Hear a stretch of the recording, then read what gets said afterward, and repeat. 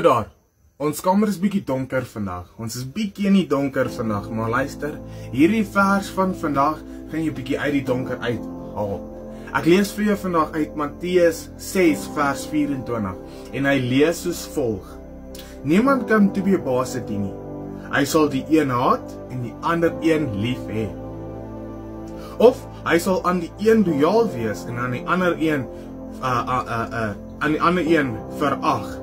Julle kan nie God en mammon dien nie. Vir die wat nie weet wat mammon is nie. Mammon is al die worldly things soos geld, wealth, want ons almal jaag daai tipe van goed. Maar kom ek sê vir jou vandag, al kry jy daai goed, soms is dit nie wat jy nodig het nie.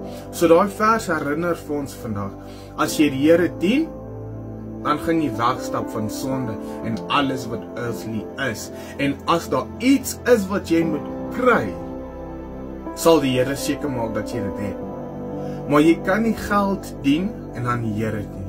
As jy geld dien, spandeer jy meer tyd in die kantoor, meer tyd op jou werk, meer tyd om seker te maak dat jy meer geld het, want jy dien geld. Reg? En wanneer jy dit doen, spandeer jy minder tyd op jou knie. Jy spandeer minder tyd met u woord.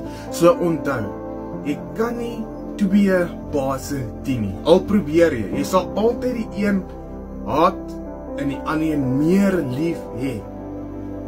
So kies een kant en volg dit met jou hele hart en ek hoop daai kant is die Here.